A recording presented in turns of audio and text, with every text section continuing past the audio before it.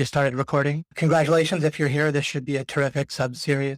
I have a lot to share with everybody. And I think while, of course, if I'm giving my system for business, some things I say will be recognizable or familiar, I think there'll be a lot of overall innovation and eye-opening things for you to see how it fits together and for you also to see what might be left out, what might not be critical or important, or especially as a framework. Hey, Dave. Excellent, Dave. This will be a great way to do it. Bryce says, thanks to your dimensionality is about regretting things in the past is not worth loading your mind. Absolutely. You're very welcome, Bryce. Morning or evening, Malcolm. Let's do it. This is Megan. Excellent. All right. Some great enthusiasm today, as there often is. Let's see here. Let's make sure I'm actually showing on application, but my screen. Whoops. So we want to remember that overall, one of our big insights, that I put in the Ragnarok sub-series, is about removing failure conditions until you win. That, of course, includes adding success conditions, but there's something different about centering yourself about removing failure conditions and having success conditions be a subset of that.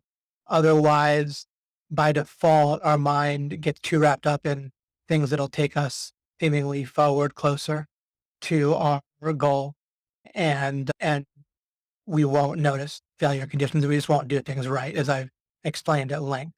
But just to remind you of that. Now, that's just a little bit of a random slide I kept in here. I made a new series of slides, but I kept a few from before.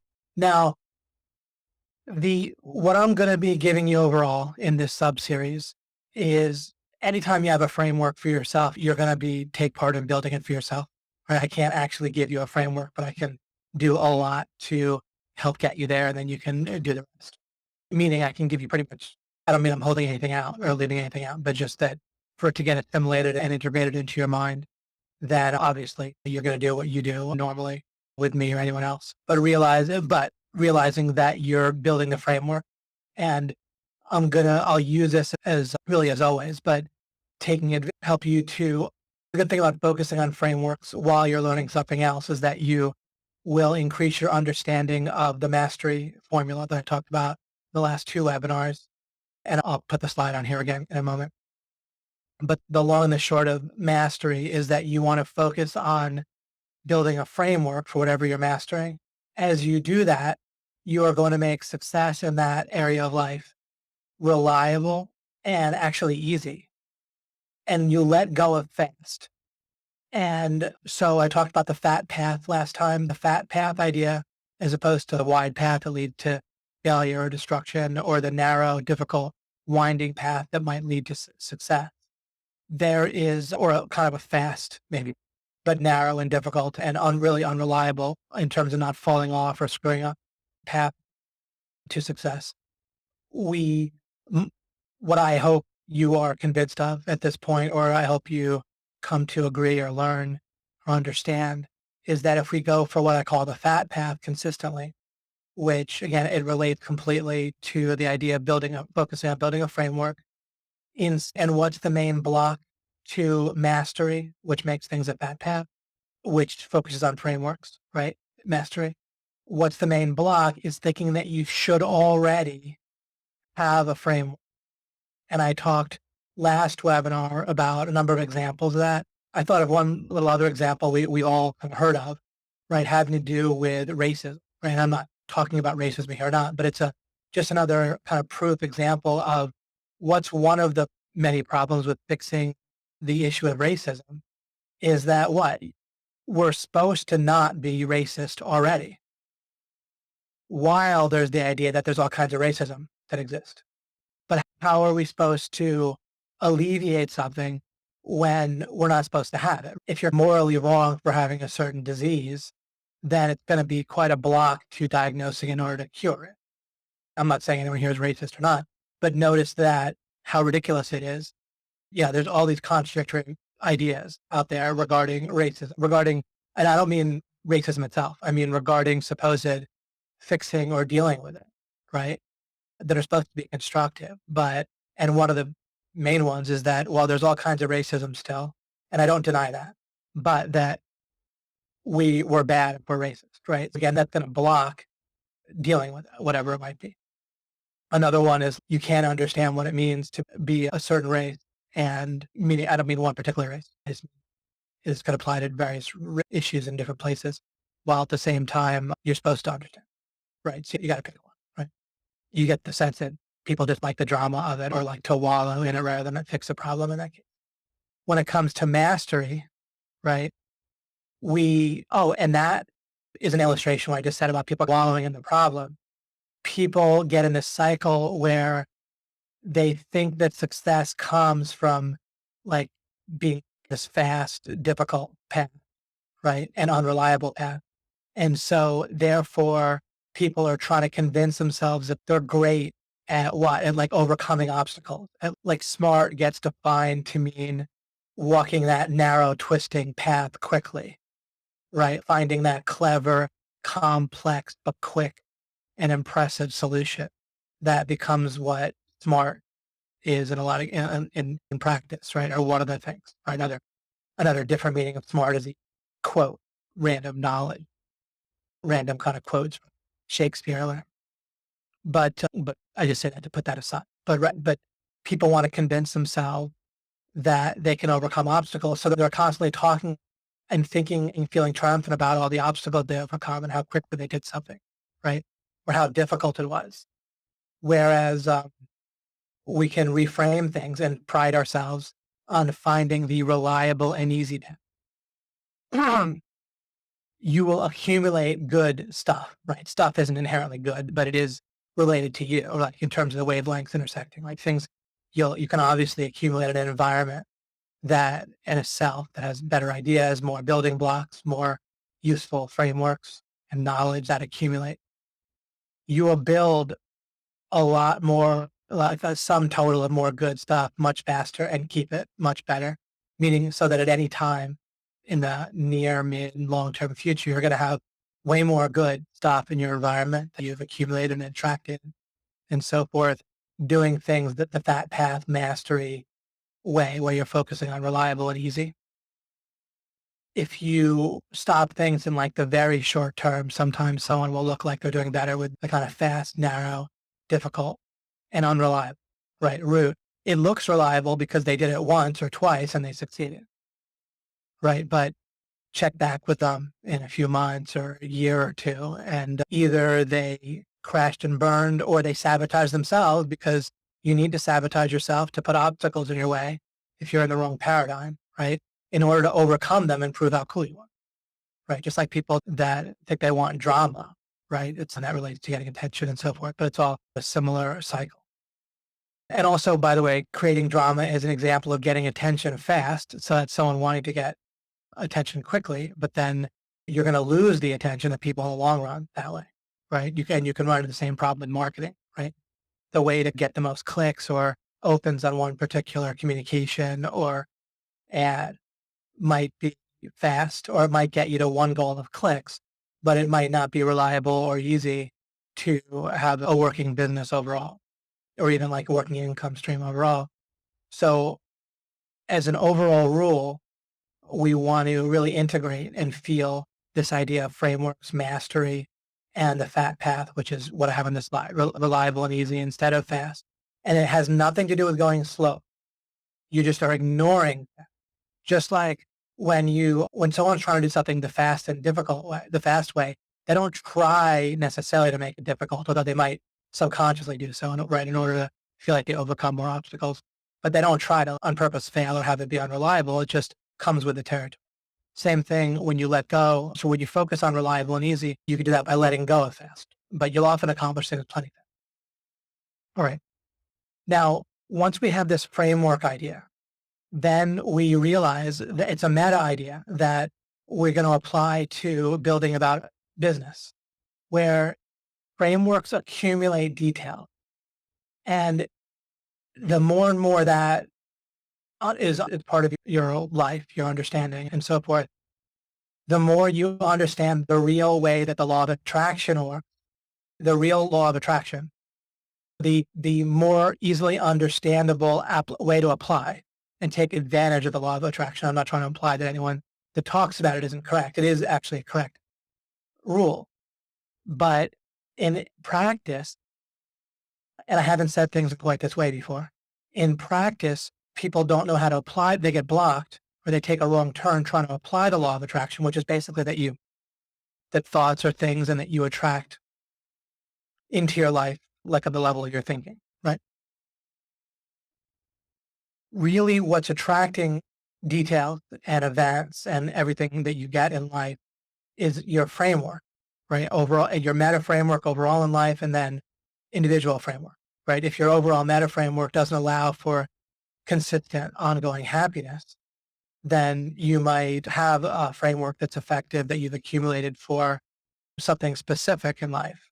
And you'll accumulate useful details in that area of life, right? Just like people normally have at least one framework in life that's pretty good, right? That they're pretty good at. But then if you don't have an overall framework for happiness, then you're not going to get that. When you understand about frameworks, then you can realize you can build a framework, right? Including framework about understanding about frameworks, including for having happiness and having peace of mind, and then also for business, and then also for subsections of business as well. And then you have this beautiful feeling of kind of calmness and power as you internalize the idea that your framework accumulates details in essence on its own. And so you can, and just the law of attraction allows you, like trying to do it, it allows you to have kind of people like it because of the kind of peaceful feeling of power it gives them, in the sense that, oh, if I can do that, I can just focus on my thoughts perhaps. And then things will just get better in my life. I'll attract good things. What is missing for people in practice, again, with the law of attraction, is that they don't, by not understanding about frameworks, they'll think that by focusing, they'll get blocked. And how do frameworks get blocked? By the belief that you should already have the framework. And that belief is typically not expressed or conscious, but implicit. And so people will focus on details. So they'll think about what they want, money or relationship, happiness, whatever. But they'll be thinking about the detail in a way that implies that they already have the framework. That will block them from accumulating the framework. If you're not blocked, and if you're open in the right way, that which takes, you get open by not thinking that you already should have the framework. As long as you don't have that block, then generally focusing on details will cause your mind to assemble a framework. Then that will accumulate the right details. So the law of attraction actually works to even assemble the framework itself.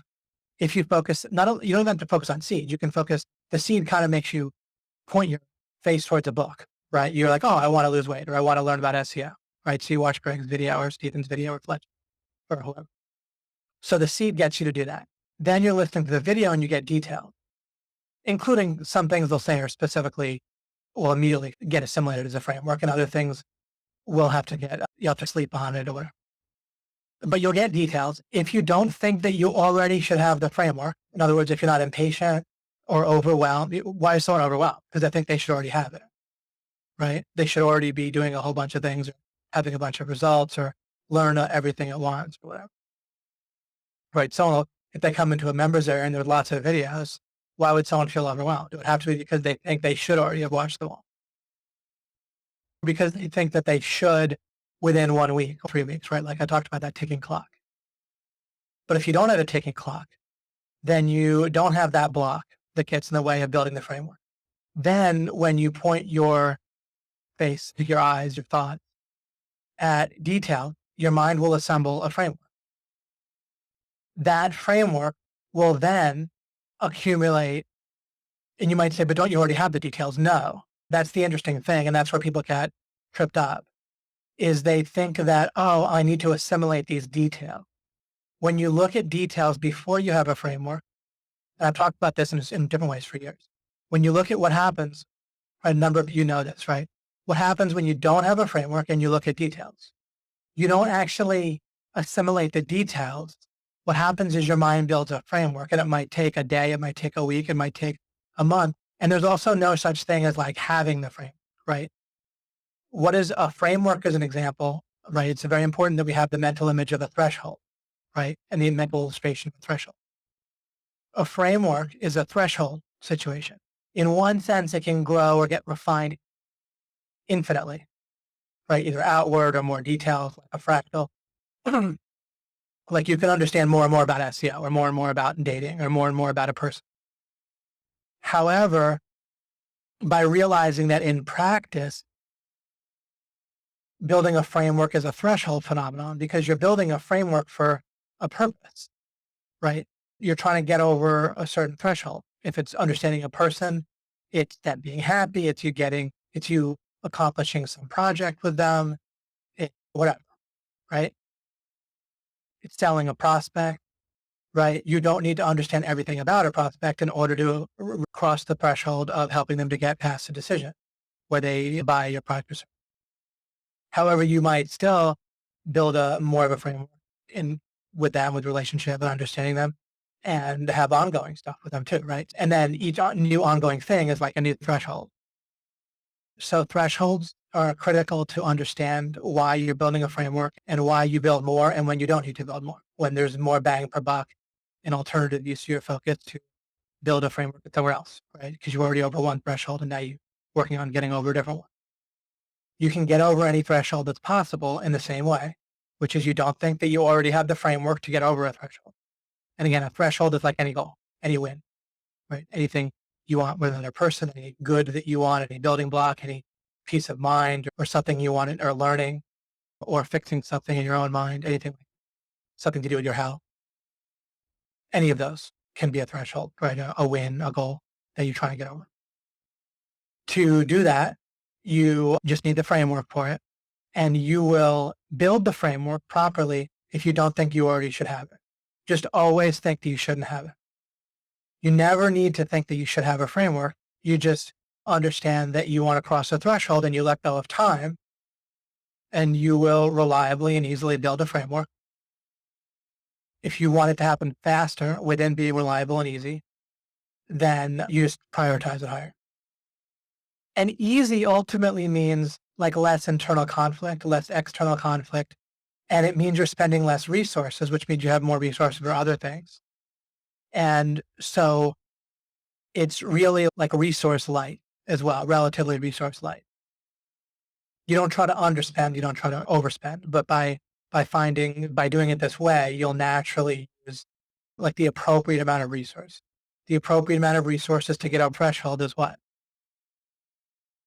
It's enough eyeballing it, right? You don't know perfectly, right? If you know perfectly, you don't need any kind of strategy or anything. But generally, you're not going to know perfectly how much time or focus or money it might take to accomplish a result, right? Specifically in advance. What you're trying to eyeball it to do is to get over the threshold with a comfortable buffer. How comfortable the buffer depends on how much you're screwed if you don't get over the threshold. And sometimes you don't need to get over with much of a buffer at all because you just wait till you get over it. Okay, so as I talk about business, I'm going to be giving you details and or a framework. You will what you'll get from it is a framework.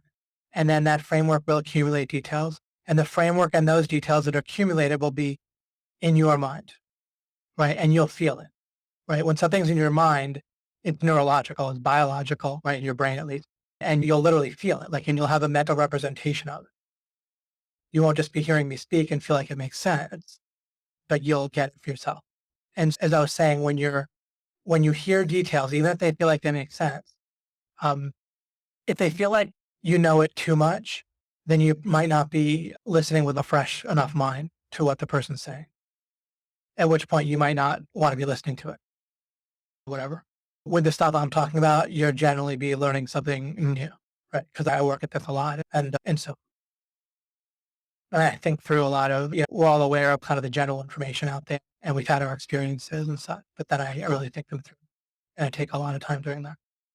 To wrap up this little part of things, as I talk, you'll be accumulating a framework for business, including as you sleep, as you think about it for yourself, you can write down notes, but all of it is in service to building a framework. And that framework will automatically accumulate the details relevant for you, which with business, it means you'll be actually putting in place and or tweaking, right? What you already have to have a thriving business. It also means you won't be afraid, right? There's a peace and a power that comes from understanding what I'm saying, including understanding the law of attraction properly, where, oh, okay, and the details don't have to all be correct is the point. I'm presumably going to give you correct details, but I'm also not going to give you all the details you need for your situation as possible. And so they don't need to be correct totally or complete. It'll end up being a little faster if whoever you're learning from is correct. But that's the only difference. You don't have to take details as gospel. When you don't, right, you wouldn't need a framework so much, only maybe for memory, but you wouldn't need to build a framework for yourself if all the information out there in the world was all right. You just, like, part of what you're doing with a framework is you're getting it right. And remember, the moment you think you should already have it, your framework will develop a defense mechanism that'll defend it against being corrected. So problems will persist and be marginalized or deleted. Be very wary of that. That's going to probably creep in from time to time or every 2 seconds, whatever. Right? So it's not about so much whether I'm correct. The more correct I am, all it's going to do is affect the practical speed with which you'll succeed in business. So of course I'm looking to be correct, but I certainly won't be complete for your particular business, right? We all need to adapt things. G has a pretty specific system, and Steven, Greg, and Fletch give you a ton of details that you can apply specifically and basically copy as a recipe. But you're still going to need to understand frameworks because you're still going to have a different situation than them in a number of ways. You're going to need to apply it. Oh, what I was saying was there's a peace and a feeling of power and a confidence that comes from seeing how this all flows together with the framework, the law of attraction, and so forth. You don't need to worry that I'm right about everything or complete about everything because you will build the framework. You'll try things, you'll innovate, you'll think things through. It's not just about trying and seeing what works. You try and see what questions come up. Just because something works doesn't mean it's correct. It just means that it overlaps with the situation that you applied it to. Right? If I gave you a pickup line or a sales line for a potential client, then it could work if you tried it on a particular prospect because it overlapped with that situation is what I mean. But that doesn't mean that you discovered that it worked, period. And presumably there is no such line or script that you can just use verbatim with any prospect, right? But giving you a script which I've actually done in the somewhat distant past, but I wrote it into an ebook that I wrote a while ago. I could dig that up for you. Giving you a script, think about how that would help you build a framework, right? You could try it and it would open up, first of all, just reading a script that could be used with a potential client would lead you to ask questions, would lead you to realize more things, like it'd be a reveal in a number of ways, right? So it would spark all kinds of things for you. And then trying it would spark more, especially if you continuously, what it means to have a properly open mind is just the one thing, right? To let go of the idea that you ever should already have the framework, right? When you don't think that you should have a framework, then you go into a sales meeting or a meeting with a prospect hoping to lead them along the way to becoming your client, right? Think about it. What does it feel like and look like to not think you should already have the framework, right? And if you don't believe you should already have the framework, then of course you also don't think that you already should have the perfect details like the script. Then you're coming in with a seeking understanding mindset, and there's no outcome that you need right then emotionally, which is going to make you better right then at actually selling, and it's going to make you much better at improving. And it's going to make you feel happier, and you're going to feel more confident, and you're basically just going to inevitably succeed. Do you see how it all flows together? To be hoping that, and I'll make a distinction in a moment, but to be hoping in the wrong sort of way that your client is going to sign on with you, right? That's the cycle other people get into where they feel like they need confidence, they feel like they need to see it working, right? Because they're all dealing at the level of detail. And they think that, again, because they're blocked from the mastery process because they think they should already have the framework, right? If you're hoping in a certain unhelpful way that someone's going to say, you feel like you need that in order to move forward, then you're obviously blocking, right, the framework. You're obviously implicitly acting on the idea that you should already have the framework. So you will feel confident, calm, powerful, and be adaptive, not afraid that particular details won't work or stop working, right? In business, things change. Market changes, new technologies come out, other people come out with potentially similar products or a similar sales pitch. Good things happen. Sorry, things happen that make your existing framework and details even more effective.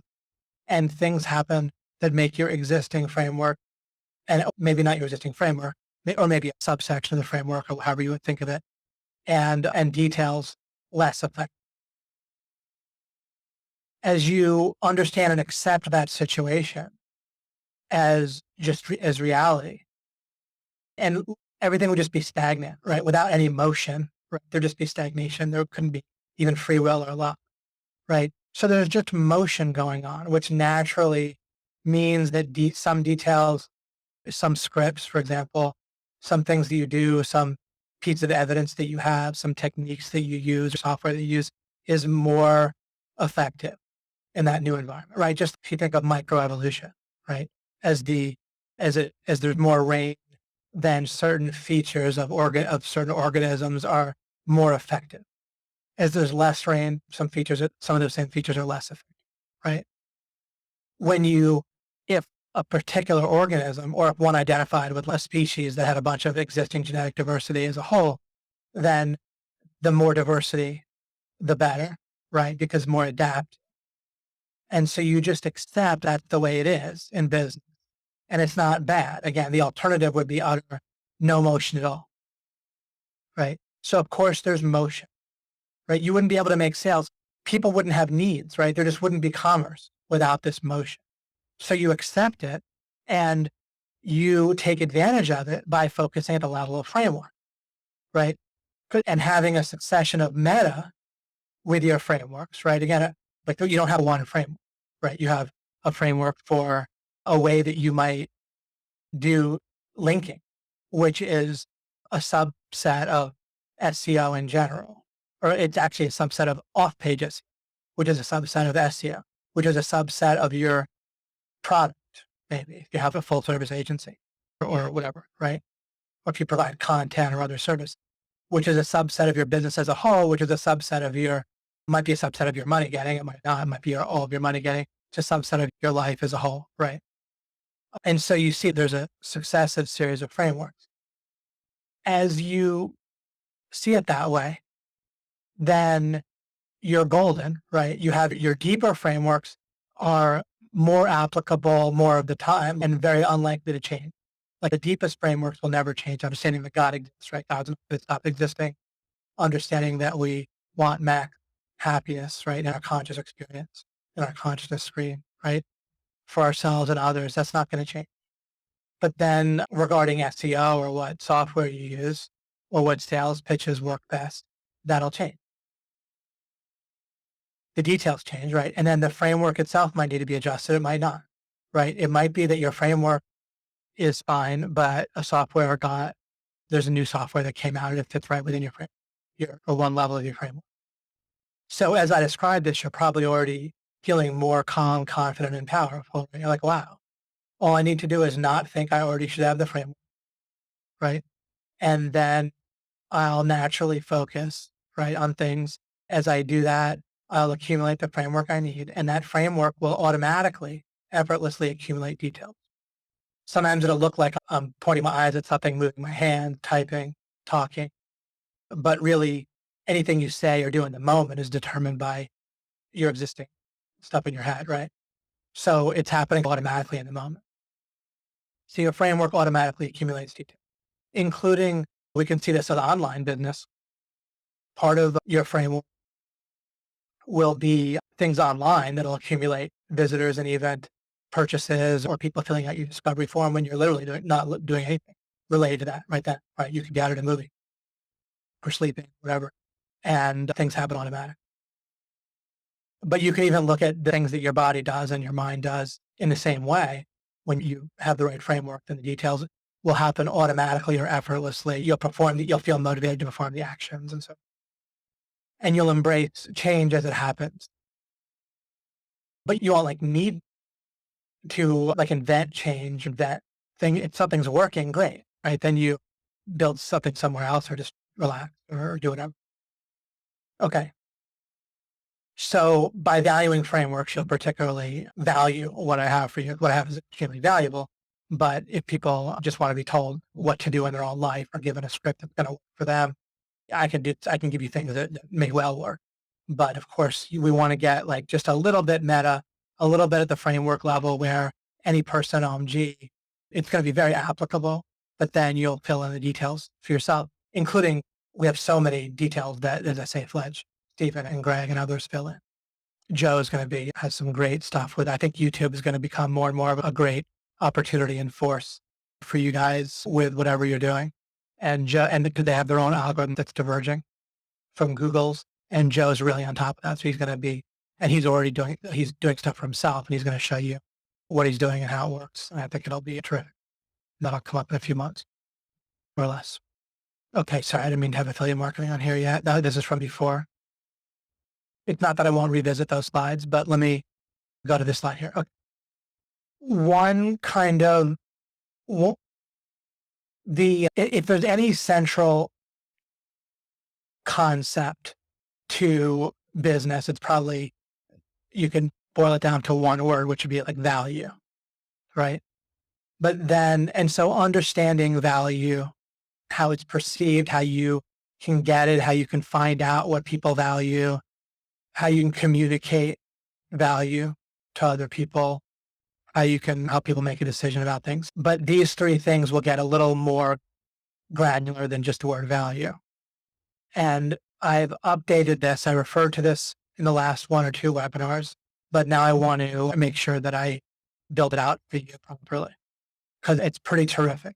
So before I correctly talked about how business is made up of three parts, which is traffic, conversion, and product. I've figured out a way to represent it in a significantly more useful, in like an upgradedly useful way. And this is something I put into practice. This idea of representing things better is something I put into practice and demonstrated the power of when I got to the top of the world with Magic the Gathering, right? And around 20 years ago. And one of the big things I did was represent the cards, they would come out with new cards, which would change the environment, right? We did different things and expansion sets and so forth. But I would look to represent them best, most properly. And other people wouldn't realize to quite put it in that way. They would more think by analogy. So they would relate a new card, which might summon a monster or something like that or whatever, or make a lightning bolt or whatever, to something in the past. And they would relate it, which would actually blur the distinction instead of create a new, more specific representation.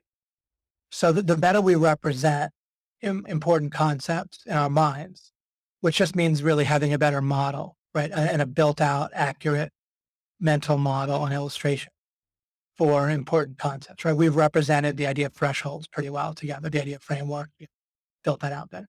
But really, when we think about like traffic, it brings to mind a sort of mental picture that is not nearly as good a representation, right? It's true in a certain sense, but it's not nearly as good a representation as relationships.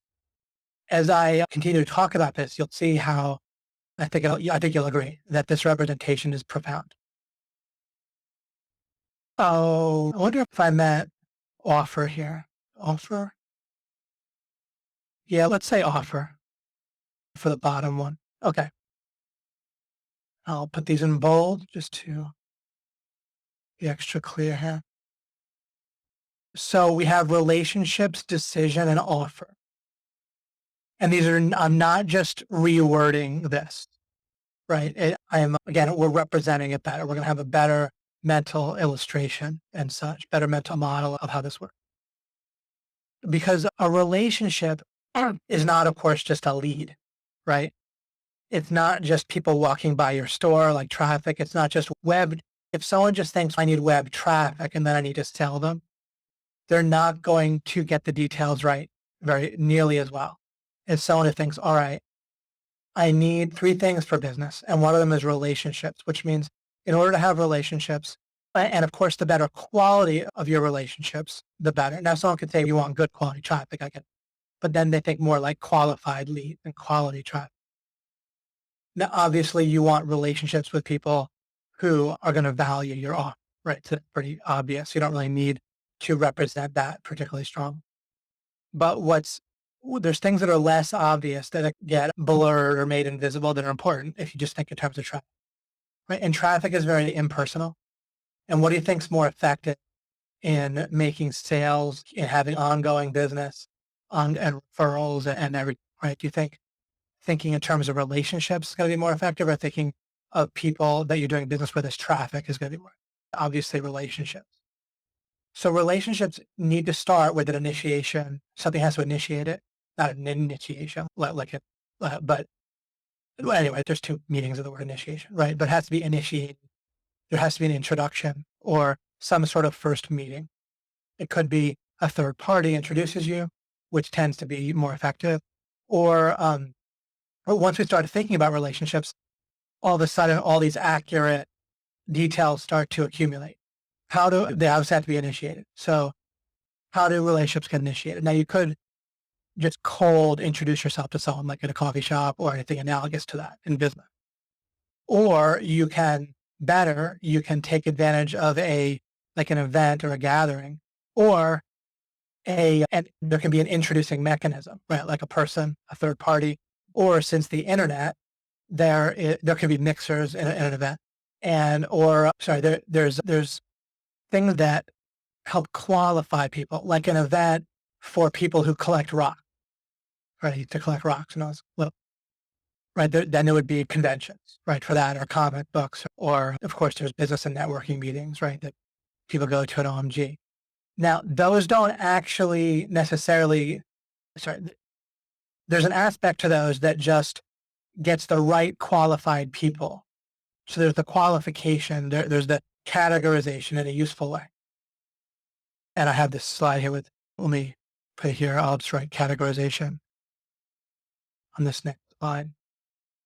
So with relationships, when we think about it, there's the categorization, right? Where they're, of course, in a niche that's relevant, or expressed interest in the type of product or potential interest, or they're the type of pool of people that might be interested in there might be an overlap with the type of product. But then separately, there's helping you meet, there's the connection, right? The introduction.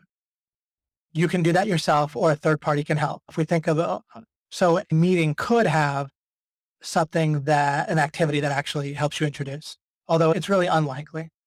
Even if each of you stands up and gives your name, like in an Alcoholics Anonymous meeting or something, then you're not really introduced. You're like introduced to the group, but that's not being introduced to the individual. It can help better than nothing, but it's not the greatest introduction probably.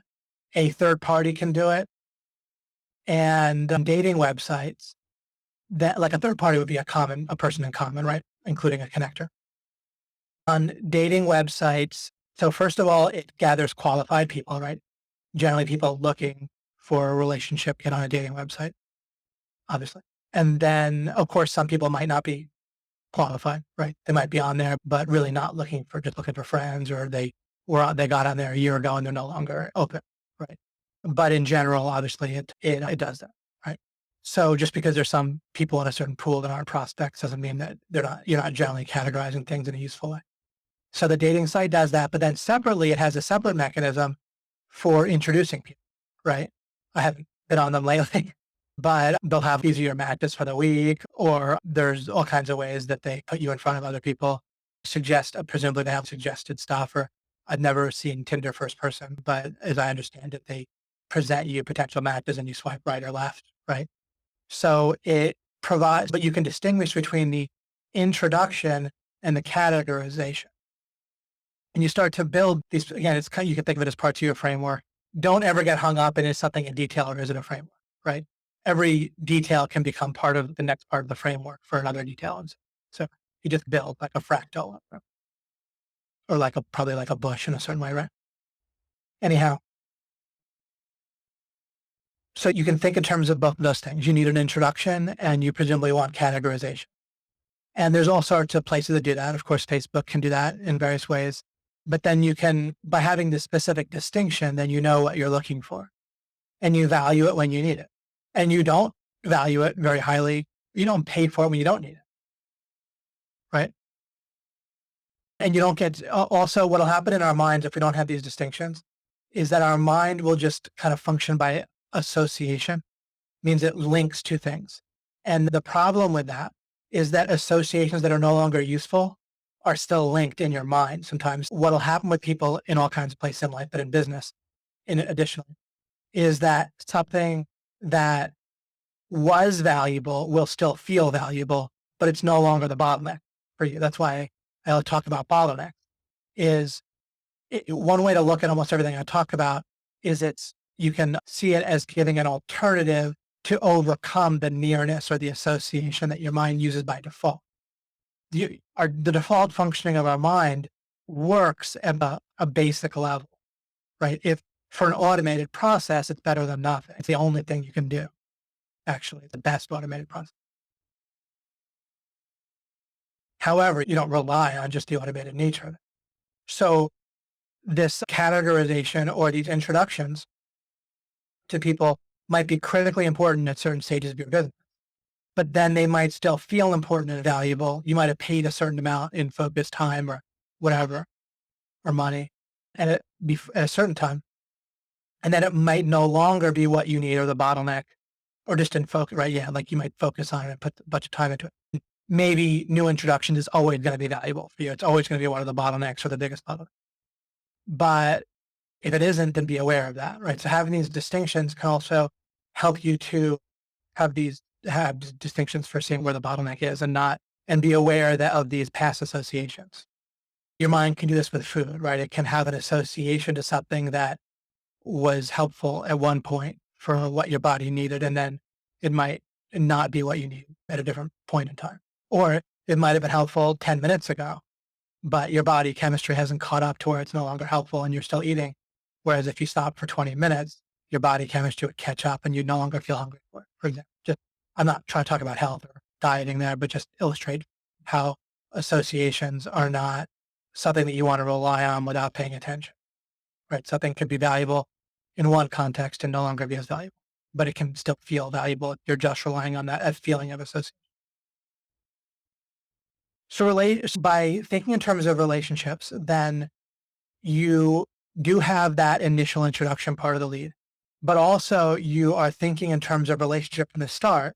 So how you get introduced and how you react when you're introduced, if you'll have a sense for your particular business of what sort of relationship realistically you're going to want to have, depending on your kind of business. If you sell pretzel, then your introduction can be limited to, hey, this guy has great pretzels, try one.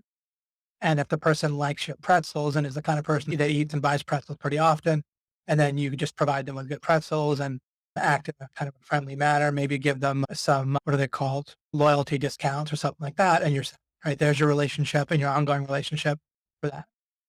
If you're doing client consulting, then it can be a different sort of thing, right? You want to be impervious to other people like taking your client away from you with potentially if they have your service plus other services that could possibly be dangerous depending on how well you work with them and how you want to know what's important to them and and fulfill upon that if it's reasonable for you to do so and so forth. If all you sell is pretzels, you don't have to know very much about your the people your ongoing customers, your initial or ongoing customers, except what they might like in pretzels, right? If you are doing a different kind of business or if you have a digital agency, then you might need to know more or might not need, but benefit from knowing more about their needs over time. In a business where competence is important, or let's say you're in a food service business. I'm just using that by way of example. I realize that no one's doing that, but it helps illustrate what I'm saying from a different angle. If you're in a food service business these days, being able to trust certain things about the quality of the ingredients matters, right?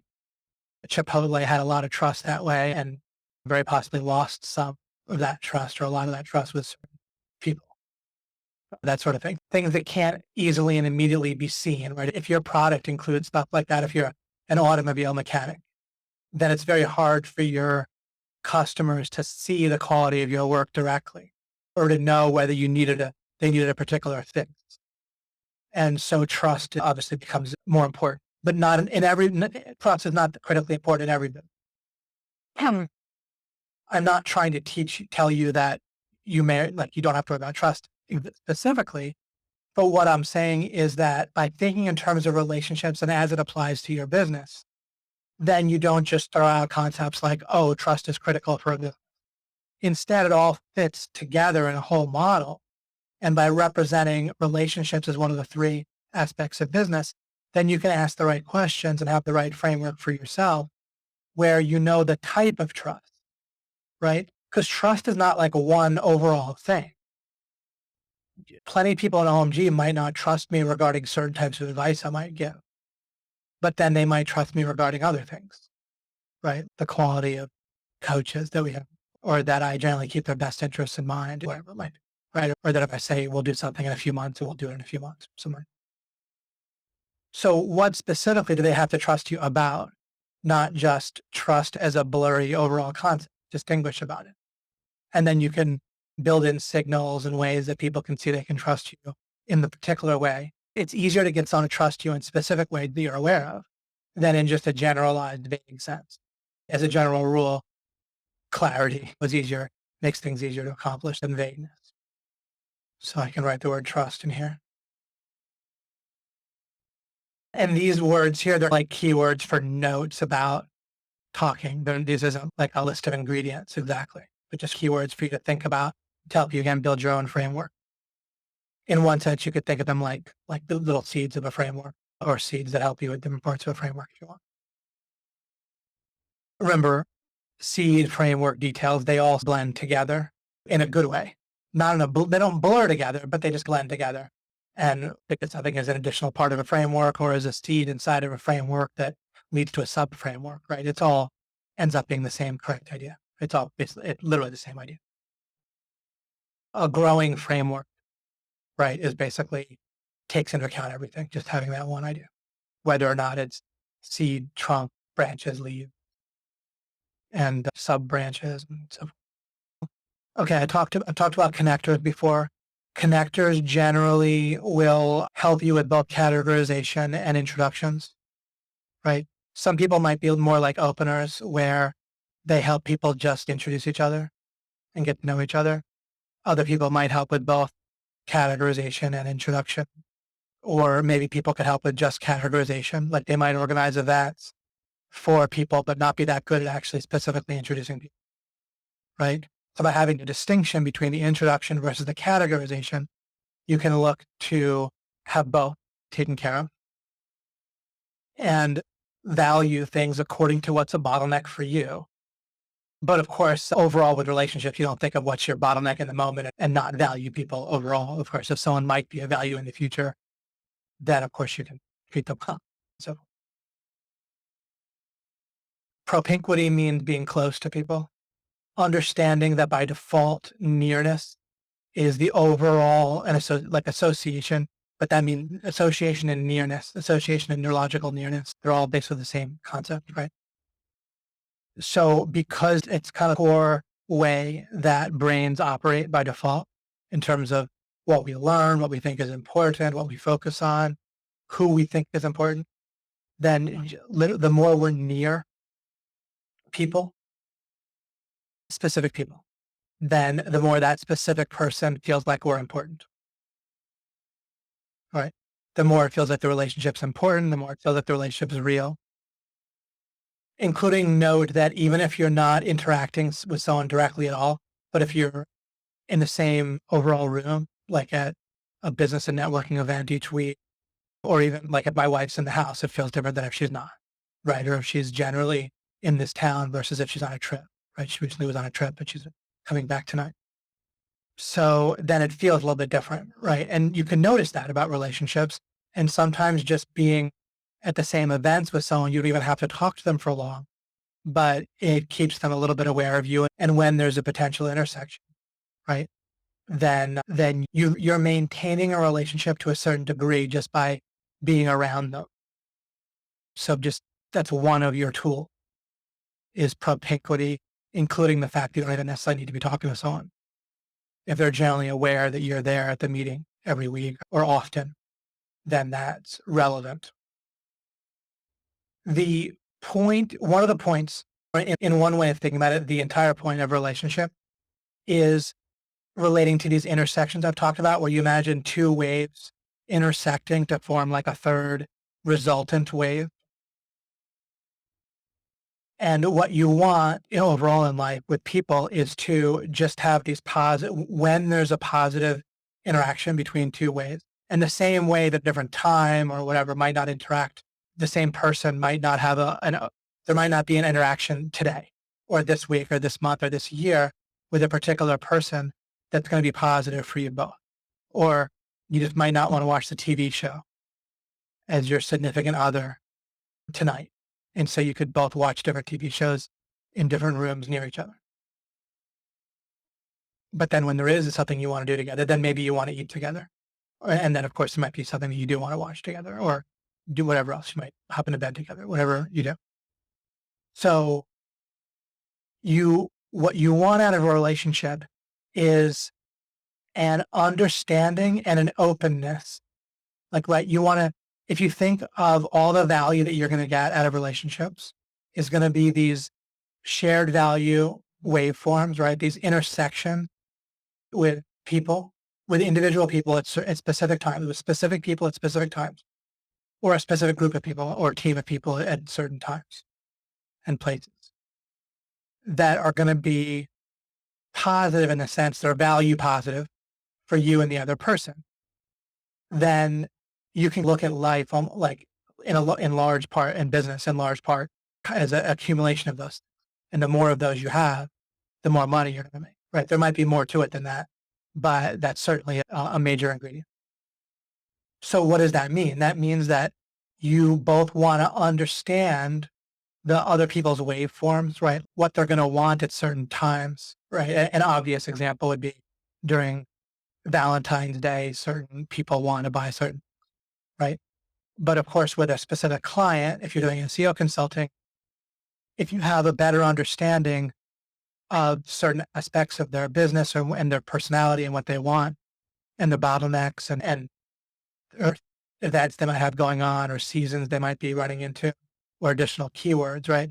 Anything that's going to cause a value positive intersection for both of you, you want to ideally be aware of. Be careful. I said ideally because the idea that you should be aware of everything or understand everything is, of course, ridiculous, right? You have a limited focus, which means you need to and money and all kinds of stuff. So you have to have alternative use judgments about how you use your time and about how you spend your relationship. You have a certain ability to ask questions of your clients or prospects, right? You can't grill them for 3 hours, right? You have a certain window of opportunity of their attention, right? So the ability to have someone else's attention is an example of a limited resource typically. So you want to use it wisely, right? Which is why I'm not just saying you want to know as much as possible about whatever, right? That if I said that, that'd be ignoring alternative use or of a limited resource. So you be aware of that and judiciously do your best within the resources that you have to understand.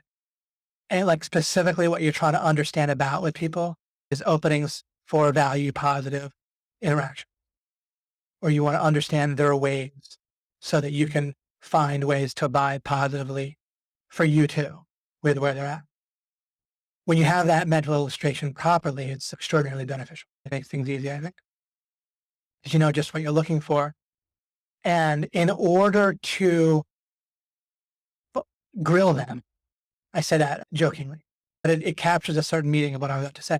In order to find out what they want, your background relationship needs to be there. I can't walk up to a strange woman and ask her specifically what she wants, like typically, right, Jenna? Nor would I want to marry, but I'm just as a funny illustration. But if you're have a much more intimate relationship with someone, or if they're your significant other, then you can ask that in a much more clear way. Maybe not totally bluntly in every case, but still, it's much easier to ask them in a more direct way, or at least somewhat indirect, but somewhat direct. So the point of the background relationship, where the other reason you're interacting with someone is to be able to probe and poke and listen. They'll just tell you, or they'll implicitly tell you, they'll tell you things that will give you clues to where the value positive interaction can be. Sometimes it'll be blatantly easy and obvious. Sometimes it won't be. And so knowing that that's why you have your overall context. And if you don't know that, then you can think that you're making progress just by being around someone.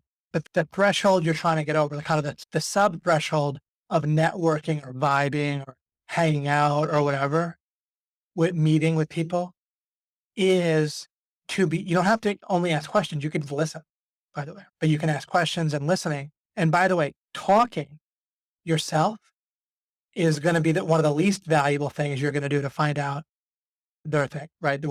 However, you'll talk at the point after you understand well and after they're ready to hear. Then, of course, talking is a final thing you're probably going to need to do in order to help them make a decision, right? But prior to doing a lot of talking, or the only purpose to any talking you do, is first to get an understanding of their part of the waveform, so to speak, right? Where they're what they're going to value or provide, what TV program they want to watch, so to speak, or the type of TV programs they want to watch. And you don't have to just say what type of TV programs you want. You could say, have you watched anything lately that you enjoyed? Right? That type of question. That's not like a grilling type, right? You want to do as little grilling, like third degree, right, as possible. But again, all the vibing is so that you can have opportunities that will arise naturally, or that you can do some probing to do, indirect probing or direct if necessary, to find out what they want and what they can give and what they're open for and so forth. And then you either immediately will be aware, or sometimes you'll think about it and you'll come up with something. And sometimes someone will let me know something and I'll have to think about it for a week or two or a month until I come up with something that I think will be a good offer of an intersection, right? Maybe it's getting the price right. Maybe it's figuring out you want to do some of it and not other parts of it. Maybe they want dinner and movie and you just want dinner or movie. Or maybe you want dinner and a movie and something else, right? And sometimes it'd be better to propose that something else up front. Sometimes it's better to do the dinner and the movie because you're looking for that's part of vibing in order to be able to find an intersection. But don't think of it as the intersection. If you're doing something in order to find out where the intersection of value is going to be, where you're going to benefit from, then be aware of that. Okay, I'm doing this in order, and that, right? If you're not doing a deal, if you're not doing a double value, a value to you and value to that intersection, right? Generally in business where one person bought something, the other person providing the something. If you're not there yet, then you're trying to, of course, get there, which means you're either laying the context, hanging out, talking a little bit, small talk, whatever. You're laying the context to probe, to understand, or you are specifically getting that understanding. You're hearing it or asking questions to get it, or you're offering it. So once you figure it out, and then you're doing it. So that's why you think in terms of relationships. And that's the point of relationships, is for them to be open to your offer, which can only happen after you have understanding of them. Or you don't necessarily need to understand if you're marketing rather than doing sales. When you're doing sales, you're trying to tailor a specific message to a specific person, in my definition, at least anyway. With marketing, you're talking to a group and you don't need to understand individuals necessarily. You need to understand maybe archetypes or something that's going to appeal to enough individuals in that group. And then it's like you're understanding a group, or you're understanding like subsections of a group or sub personalities or sub waves that are in the group without knowing from a particular person necessarily. But one way or the other, you have to understand where the potential value positive wave interactions are. And then you need to be able to present your offer. Or another way to put it is that we'll get to decision. Let's see how we're doing so far. Let's go to the discussion. We don't need to be in a rush here. Of our initial comment. Glenn, hey, Joseph, how you doing? Bryce says, not regretting that I did not make a basketball team because of my height. referring to what you said before about regrets. These few sentences alone are gold, are worth gold. Are you referring to the fundamental concepts like about the failure conditions and frameworks and so forth, Susanna? Or what were you referring to there an hour ago? Bryce, thanks to the last Dimensionality and Ragnaroks has allowed me to build a framework that identifies scams more easily, like online products like supplements or online get rich courses, quick courses. Right. One of the things that's going to happen for you by going through this sub-series with me is that like you won't think of opportunities in a vacuum and you'll be able to identify what like this idea of the perfect business opportunity or something. You won't just get it because of like a pitch that is geared to appeal to people that don't understand the overall framework for business because you're going to tailor things to yourself. You may want to buy plenty of information courses or books, and you may buy services and software, but you're going to buy it on purpose because it's tailored to what you're building. And it'll be a little bit like buying get rich quick type of products haphazardly or based on association or feeling or a good sales pitch. It's like hiring employees at random based on them making a good pitch rather than you'd want to hire an employee based on their skill set matches a need that you have. And similarly with products, services and software and so forth. They lose my trust. Yeah. Okay. Jennifer says, your series right now is so relevant to decisions we've been making in my family. I am certain that learning about the fat path and clearing out failure conditions has helped us steer clear of certain setbacks, lost momentum, and failure conditions. Thank you, David. You're very welcome, Jennifer. Yeah, I'm really proud of and excited about this overall like Ragnarok concept and dimensionality as well as a whole. I'm very proud of it and excited and glad how it's going to help me and how it's helping me and other people. I think it's a really great framework. The only question I have is how do you determine the difference between fat path and local peak? And if you're on a local peak, but it can get you to your current goal, are there things we should look out for to indicate when it's time to look for different peak? Remember how important thresholds are, right? It's not a local peak. If it can get you over the threshold you're looking to get over, then again, it's not a local peak. It's just something useful to get you over a threshold. I think the threshold thing might do it fully. You're on a local peak. If you can't make any more progress without doing something that seems like you're going backwards, right? And you're not getting over your threshold.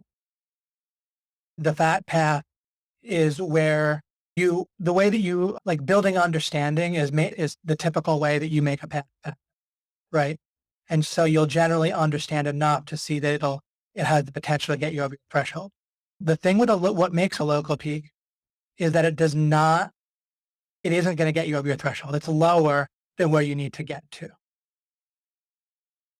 And so if you are stuck not getting over a threshold, then, and this is inherently in the framework model, then you need to let go of progress based on like appearance or association and go back to, or you won't even get stuck really at a local peak in particular with the framework model. But if you think you are, then it's because you're regressing to focusing on the appearance of progress rather than real progress. And real progress comes from understanding the right framework, which means you're building one. And then as you're through using it, reflecting on the framework, gaining new reveals and questions, you're honing your framework. And at some point you'll get over a threshold. And that's that. Great question. Thank you. By the way, the details of how to answer your questions and often including what Jennifer just asked, I don't always know instantly. And in this case, within a few seconds, I did. But when I first read this question, I didn't know the answer. But because of my kind of nested series of frameworks that I have, I read it and thought, basically the details just accumulated for me very quickly in this case. I don't pride myself on the quickness. My point is, what's interesting is that I didn't have the details and then I got them. I didn't have the specific answer to this and then I did because I just focused on the framework and that, and or habit, and then I thought about the question, and the details just pop right into my mind. Jennifer says that's helpful. Thanks. I've been able to use the threshold versus target distinction a lot. This clarifies some. I'll keep asking questions. Absolutely. Excellent. Bryce says many of my impulses make me do things that are not beneficial whatsoever. And you see how it's just from previous associations to when they were beneficial, or they were at least perceived to be beneficial. But a lot of, or they're analogous to something that was beneficial. Why is something perceived to be beneficial, even initially, when it wasn't even initially beneficial? It's because our mind categorized it analogously to something that was beneficial at some point, right? Starting in like infancy. So it's all like associations and categorical associations and analogous associations. They're synonyms in a sense, or they boil down to the same thing. But as you think about how our brain has to work, how that process has to work, if it's all based on analogies and associations, including new perceptions and new inputs, triggering categories and things and getting associated, and how if there's, remember I talked about how the default process uses a process of forming expectations, and then those expectations are either met, which would harden or strengthen an association or a belief in our framework. Not strengthen the framework as being correct necessarily, but strengthen our belief in it. It would harden it. And it may be correct or it may not. So it either hardens a correct framework or it hardens an incorrect framework based on if an expectation is met. And then if you think you're awesome and then you go dating and a girl tells you that you're awesome, then that'll harden your belief that you're awesome, whether or not that's true. If an expectation's not met, if you think you're awesome and you go dating and someone says or implies that you're not awesome or rejects you, then what the brain does is look for what it is. So if something does work, then what your brain does is it decides that you're the reason. In other words, its own framework is the reason. Okay? Which is good because it think it's good in quotes. I'm describing the default process here for a moment. So I'm inside character, so to speak, in character. When I say it's good, it's circular. But it's good that you're the cause of all the good results, right? Because you should already have the right frame, right? Because you need it in order to walk the narrow path. And because it's just applied to us all over the place that we should have the right framework. Because if you should have the answers, or you should be competent, right? People don't like if if you're on a team and no one wants someone that's incompetent. But what does that apply? They want someone that already has the framework. So we're constantly getting it implied to us that we sure have the framework. So the way that our brain figures things out is it figures out standards and norms, and then it figures and for expectations. It uses standards and norms to come up with expectations. And then if an expectation's met, then it's because of yourself. If it's not met, it typically, sometimes you get pissed off at yourself, but other times it's because of something in the environment, another person. And so your mind looks for what's different in the environment. If it can't find anything, then you might feel angry or upset, blame yourself. But if it can find something in the environment, it'll say that's the reason, right? But now that's association again. It might not be that thing at all, right? Oh, it's this girl, right, that did it to me. Or this person fired me. So that's why I don't have money, right? Or bad luck, right? Or whatever. I talked about luck. There really is changes in the environment. The environment is random to some degree with respect to our understanding, our knowledge, and that's real. So we don't blame people for not having good results all the time. But anyway, that's funny, right? That's how our mind works. And that's how it forms these associations. And that's the type of thinking you can do. You can think it out for yourself. How would the brain have to work and what's the logical progression if it were caught up in this whole paradigm of association and narrow path and so forth? And then Bryce says, I sometimes find myself buying things that have no benefit to me, present or future. How do I ignore these impulses? The other day, I found myself researching a shortcut to figuring something out when in reality there isn't. This naive behavior of mine needs to be tamed. Right. For example, gambling on any kind of investment. Right. It might seem like a shortcut to making you money. In reality, it's typically not, right? The trouble with investing to make money is that it's not a business, right? There might be things that the investing is like gambling. Sometimes you can gamble in a way that the house is on your side, right? Presumably in the stock market, the value is generally increases. So you're gambling, but you're gambling with the odds released in your favor. However, you only have one life to live. So even if the odds are in your favor, gambling, or the same thing might be true with digital currencies right now, right? Um, the odds might be in your favor. They might not. I don't know much about it. Certainly with the Dow Jones, the odds are probably in your favor, but it's not a business, right?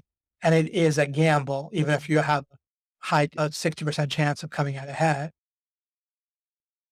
you won't confuse the two, right? Your way of making money needs to be different than your way of investing or gambling or whatever. So let's suppose you gamble and you make money. Now your mind is going to form a powerful association, right? That's how professional, I don't know if it's a scam artist or whatever, but people that get people addicted to gambling, they let the person win at first, right? Because then same association model. Most of us aren't really probably have an issue with gambling, but this is beneficial to explain because it gives you another angle on seeing the default model of association. So the mind associates making money with good, and anything that's fast is better, right? To your mind by default. And so you gamble, you make money super fast, right? And wow, that's going to be a powerful hit of association of goodness.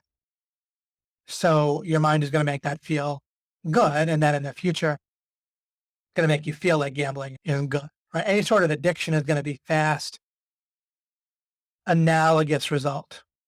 Analogous meaning you get something that feels like something you already like, right? Like a dopamine rush from cocaine, if I have my chemistry right. In other circumstances, a dopamine release signifies something in your brain like you want. So you just get it directly, right, with a drug, and then that gets associated and it's fast. And so people get addicted. But then if it messes with your overall system, your overall process of short circuits, things that are going to help you in your future and your sense of other importance. What does importance mean? Importance is used wrong typically, or it's used in kind of an inherently useless, contradictory way in common speech. If we substitute the word impact, right now, obviously taking drugs is not going to be something that's going to have a lot of impact. The association will be powerful, right? Like the initial hit, but the impact of sniffing cocaine, forget about the detrimental impact. Just think the positive impact isn't there, right? Like sniffing powder up your nose is not going to create building blocks for the future. So it does nothing. Like literally the sniffing the powder, right? The powder itself, it's powerful association, but it does nothing. So even if it doesn't have to be detrimental, other than that, and that is how it's detrimental, is it feels super important. And some people spend money and time and a lot of time because once they take the hint, then that's what they'll just do. Plus it'll make people be crazy in that case. But it'll mess with their sense of importance, right? Like kind of short circuit a system that's what we want to do is have associations. We want to feel and again, I'm only talking about drugs analogously. I'm not giving any kind of lecture about drugs. I don't think that's relevant to necessarily anyone. But I think this is a good a spontaneous example or illustration of this association thing. Because the same exact thing happens in your life with other things. TV can make us feel like it can alleviate our feelings of loneliness. But it might not make us go crazy and it might not be very expensive, but it can take up a lot of someone's focus. And it can also set norms, right? While you're focusing on TV, you might not be hurting your physical health. And I'm not saying that all TV is bad. There's a certain low amount of it, just like with foods, right? Where it's not going to set norms and it's not going to take up the wrong amount of focus. However, not only does it take up time in kind of an empty way, but it can make us feel passive because we're like getting results without moving. It feels like we identify with the characters. And again, it can set norms, right? Those people that you're watching on TV can feel like they're part of your peer group and set your norms for how much money you can make, how relationships are supposed to go, how you're supposed to treat other people, how much drama you're supposed to have in your life. cultural things like rules about what's important, norms about sometimes they can represent violating property rights, but normalize it in a way that's okay, that appears moral, right? So watch out for the norms that are being set. At a low level, it won't set norms. It could just be fun. And I watch some TV on Netflix with my wife. We like Big Bang Theory and so forth. But you want to be careful, right? That doesn't set norms and so forth. How do you ignore those impulses? By, again, understanding, by seeing the impulse for what it is, seeing where it came from. I literally, everything I said just now, I was walking you through stepping back and seeing the more awareness you have of the default process of association, the more you don't assign a mysterious power and insight to it. There's all sorts of memes out there reinforcing the great wisdom of the default associative process.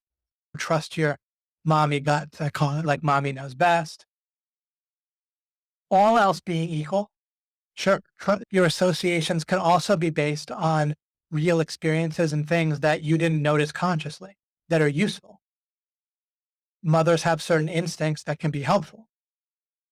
So, out of ignorance, sure, if I have to think what detergent to buy, then I might as well buy the one that most other people. There's nothing wrong with that if I have no other information. Or if the information I have is basically not helpful, even if it appears helpful.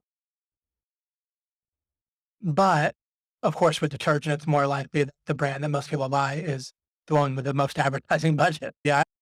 With, in the absence of any other information, I actually probably buy the store brand, right? The Kroger brand or the Whole Foods brand that mimics the one that spends the most on advertising. Even better would be to have specific information about ingredients and so forth, right? So the more you understand what leads to the associations and feelings you have, the better. And then you can also intentionally try to develop associations that are going to serve you. I like the idea of a running back in football, even though probably none of us are, or very few of us have ever been, none of us are professionals. Of course, some of us might have done it in high school. I didn't, but I think Mike wasn't a running back, but he played football.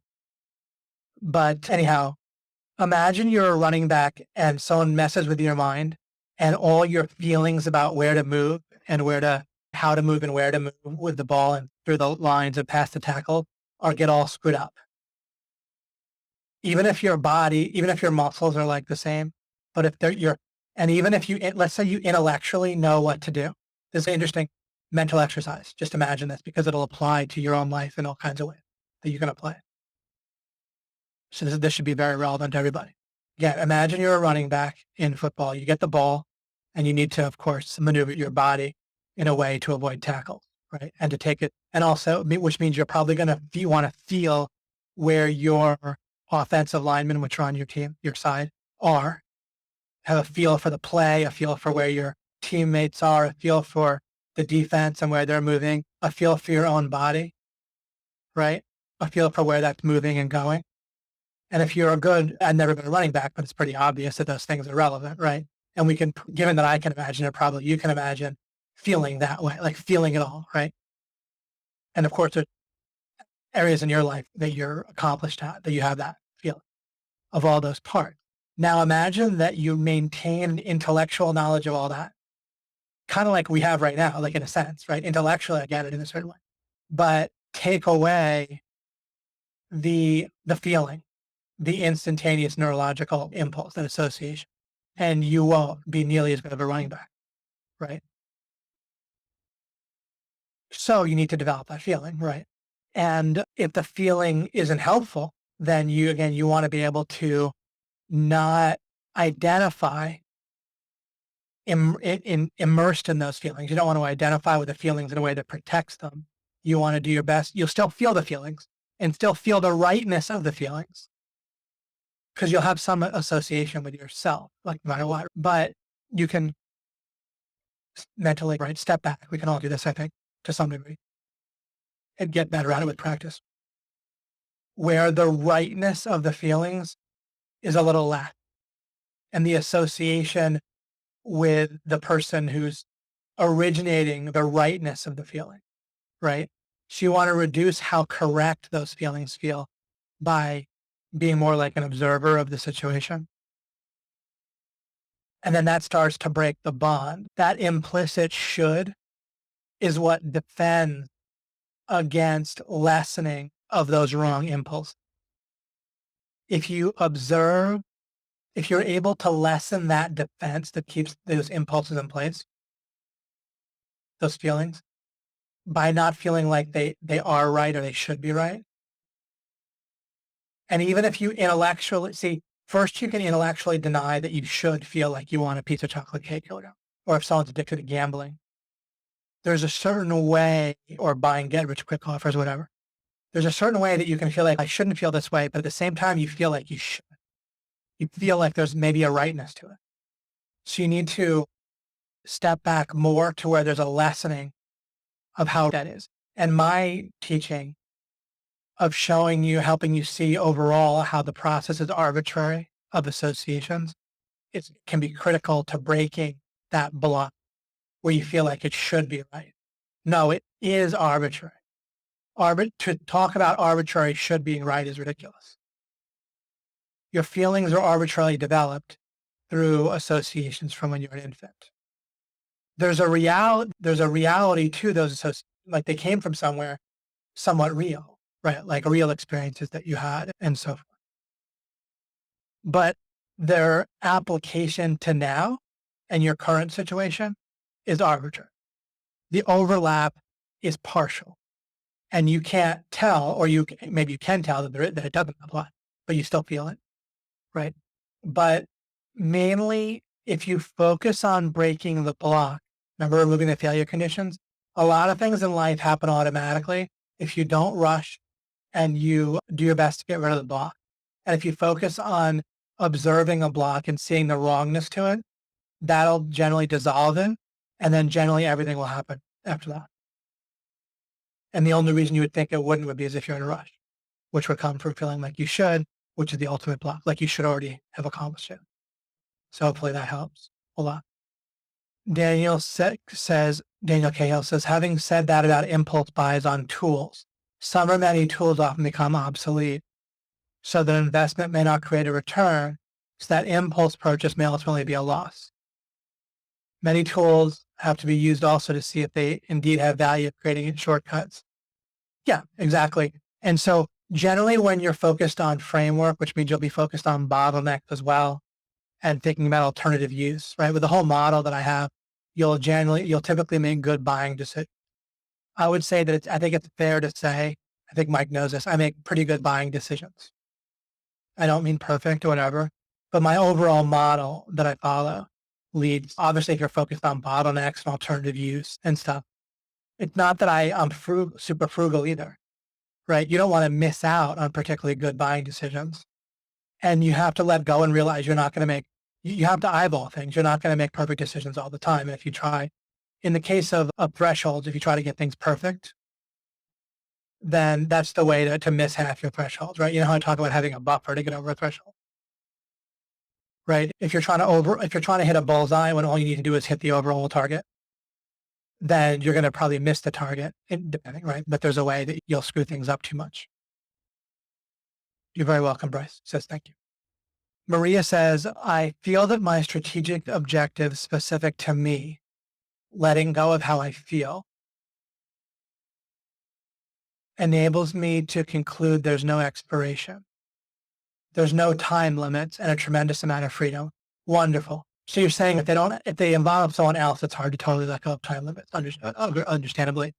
But of course, there's a way that the more you let go of time limits for things that are just for yourself, you'll find that you'll do a much better job of not projecting and imposing time limits. In other words, you'll minimize the time limits that even involve other people.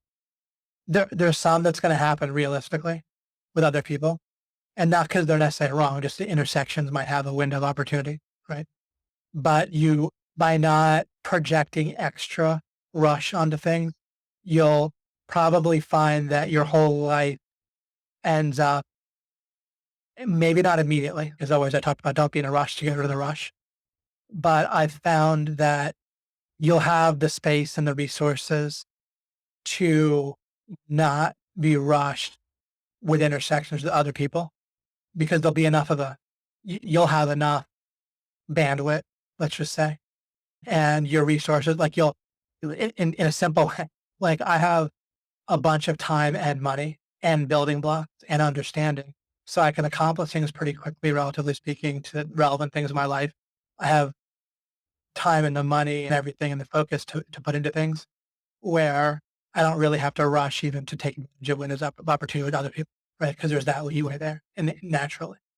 And I'm not saying that categorically 100%, but you can see how logically you're going to have more of that. Beautiful, Maria. I'm so glad to hear that. And it's just better, right? When you see that the real choice is that slide, right? And you just realize, and unless you're just going to metaphorically or actually die, right? Unless you have to risk it all because you'll automatically die if you don't, then you just generally can go with reliable or easy.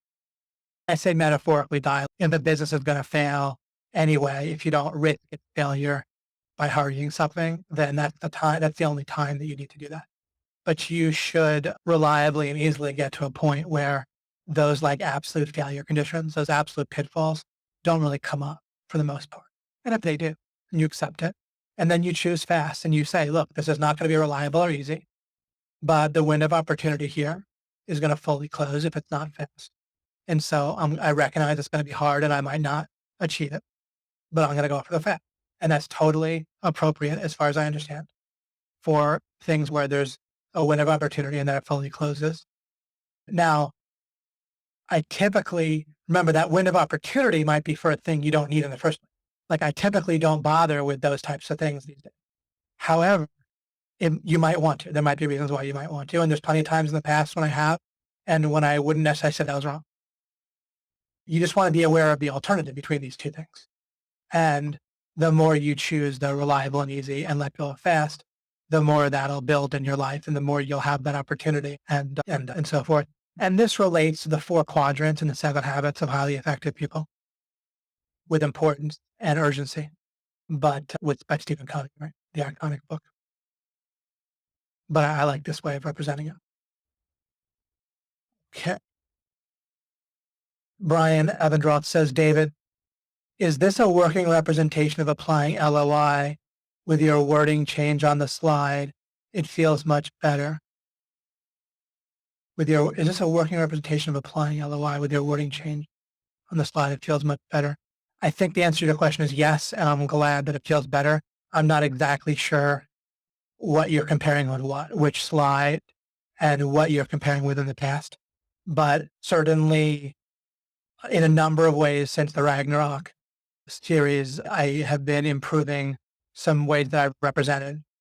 Yeah, traffic and conversion. Absolutely. I like but instead of traffic and conversion, think relationship and decision. And then offer.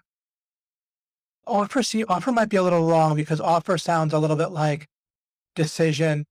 By offer, more like a noun than a verb, at least in the product. We'll get to it. We'll get to product and service and the result. Maybe we just need all those words for the final thing. Maybe we don't boil it down to one word for the final thing. But yeah, relationship and decision are much better representation, I think, especially as we develop them and as I develop, for example, with relationship. I think that understanding of traffic is way more applicable and will spark all sorts of more useful ideas and practices and tweaks and scripts and all that stuff. Actions you can take, decisions. You'll make better decisions about how to use your time to get relationships or leads and initiate them and which ones to get and how to invest in ongoing relationships when it's valuable to hang out with prospects, when it's not, what you're doing that for, and so forth. Of course, when I talk about business, I'm talking about business. I'm not ever implying that all life is business. Of course, you're going to hang out with people that happen to be prospects, or you can do things for people that happen to be prospects or customers for reasons outside of business. But then those reasons are different than business. Now, what I'm doing for you, for the most part, is outside of business. Like the reason I'm doing this in my teaching, right? There's some intersection with business for sure right now. And then I am aware of what those are and that's helpful. But then I also have reasons outside, right? The bang per buck with business may or may not be worth it, right? The amount of money more that I make for doing this series probably I'd have plenty of money if I didn't do the series, right? So I still make plenty of money. without doing it. I'm not denying that you should have human, non-business considerations for your relationships, including relationships that overlap with it. Right? Mike Long happens to be my closest friend and my primary business partner, right? And my regional business partner. Those are two separate things, and you have to actually make them both work. So there's two kind of absolute failure conditions if you go into business with a friend.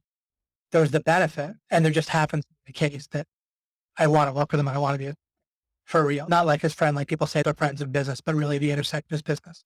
And they like each other, but it's the intersection of business. With Mike, there's plenty of non-business intersection. And there have been for 20 years, 20 plus years.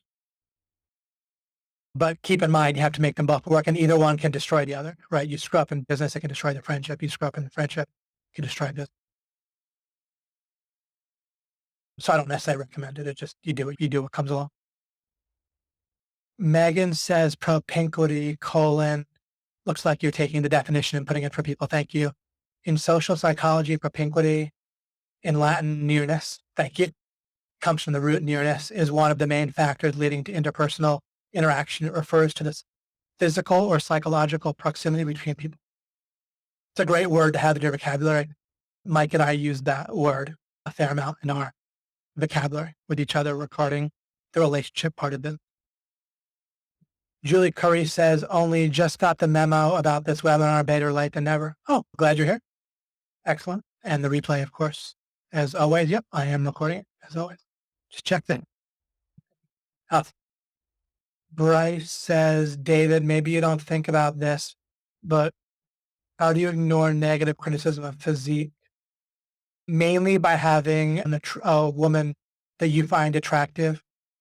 If it matters to you, if you're just someone where it doesn't matter to you for some reason, but I'm not that way. If it matters to you about all this stuff, then you generally want to find a significant other who values you. And then you get out of the high school mentality, which realistically you're going to feel and stay in. And I'm not being condescending toward it. It's just at all. It's just realistically how anyone's going to feel if they don't have a person who singularly is devoted toward them in a significant other romantic type of relationship that way. Of course, someone could be homosexual or gay or whatever, and then it would be same sex. But whoever it is, then that's pretty much going to be the way out, realistic. And then you're going to feel less distracted by it and less where your priorities are tugged in two major different directions. Also, the same principles that work with dating overlap tremendously with businesses. I often use it as an example. Bryce says, young people like me have physical appearance as a priority of improving. This is good, but to an extent where it gets obsessive, where it's destructive. Don't assume it's destructive. I don't deny it. Don't deny it at all, that it can be destructive. However, just don't assume that it is. Maybe that's just your priority. I prioritize taking care of my relationship situation. I simultaneously figured out a lot of stuff about 13, 14, 15 years ago. A lot clicked for me. And I understood generally how dating, including taking it through to a long-term ongoing relationship worked, especially after the categorization and the initial introduction phase, which I personally look for help for. I'm not intuitively good at that. And so online dating was like a godsend for me. It was amazing. I met people once in a while in real life because I had to, right, without online stuff. But it was online where it really took off, and it was huge for me. Because once I get that categorized introduction, then I'm quite strong. In case this is helpful by analogy for developing your framework for what to do in business after you're introduced. In dating, when a chat got initiated, what I would, the one that I used, which is no longer available, called tickle.com, you could send a chat request to someone, like you could see profiles and they could see your profile and you could send a chat request. If they accepted it, then there'd be an IM chat that opened on your computer. And so you could type to each other. And I thought that was actually a terrific way of interacting, by the way. It was better than email and phone. Phone locks you too much in the room where you have to every second be talking. And email is a terrible medium for building a relationship. And so chat was great. And so I would say, hello, I'm David. I think I've mentioned this before. And it was a great thing to say because you have a screen name, right? Not your real name. not so much to preserve identities, but just because real names get taken anyway by the other people with the same name. And so anyway, you pick a screen name. And so you say, hello, I'm David. And most people would start making sexual innuendo comments real fast. You'd be like, hey, baby, you're hot, or something like that. And I would say, hello, I'm David. And then the next thing I would say is I would refer to something on their profile, maybe, and hopefully something kind of humorous, right? Or interested, where there was a real intersection where I was genuine. Because why would I be talking to someone if I wasn't anyway? Even just based on they're attractive, I wouldn't necessarily talk to someone just because they're attractive. If there's not an opening or something interesting, there's enough attractive people that you find someone when there's a second intersection. And that was extremely effective. Oh, and the other thing I did was I focused and I didn't have any other windows open. I wasn't doing anything else.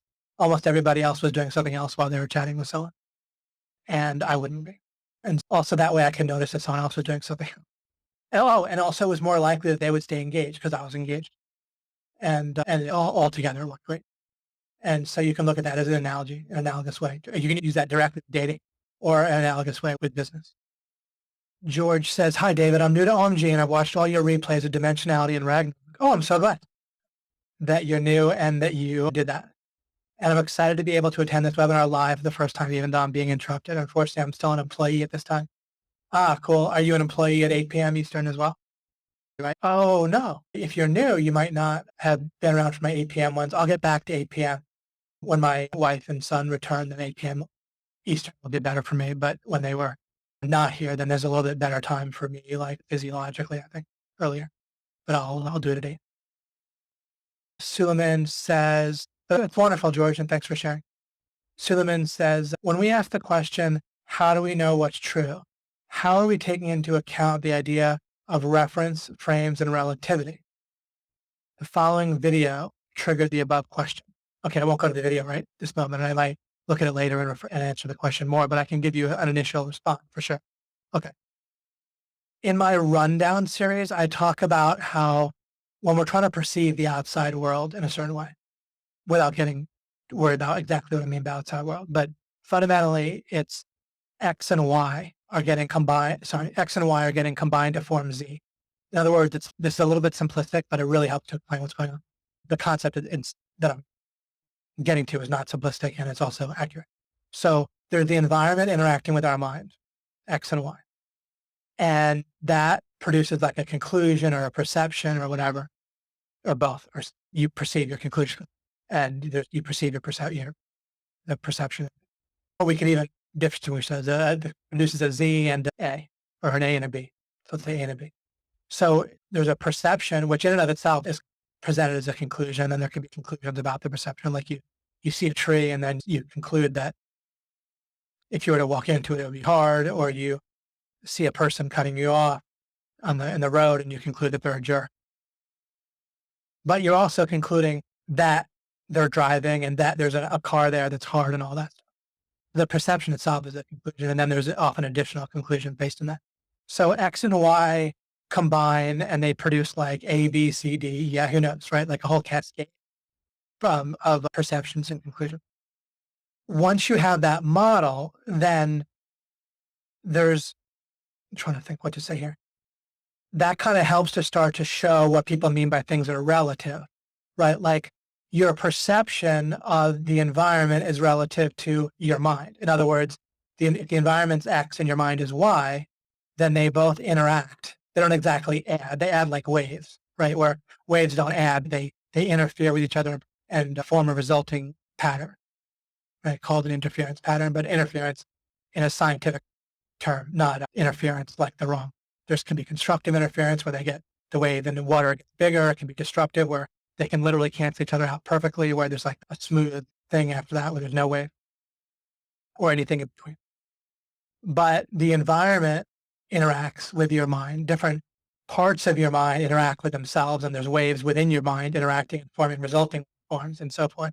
And we experience that as like a thought train, right? But there's like wave after wave interacting, including with our memory, right? When you shine a wave into an existing static waveform, you get something back. And that's one way of explaining memory. So that there's the relativity in a sense that way. But none of what I said is really relative in the sense of you can't know it, because once you're aware of that whole situation, then you can extract things that you can know. Regarding the exact configuration of the outside world now or in the future, no, you can't know it. But you can know that it's reasonable to walk around the tree rather than walk right into it.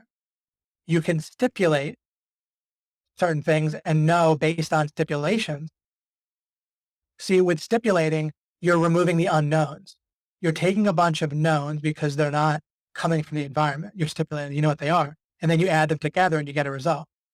Or you interact them and you get a result. If X and if Y, then what? This is a little bit vague in general, but if it rains and there's a sidewalk, then you'll have a wet sidewalk. Of course, if there's no other factors, and then you can add, if there's an awning or there's a covering over the sidewalk, then okay, the sidewalk's not wet. But there's so much you can know, because here's the thing.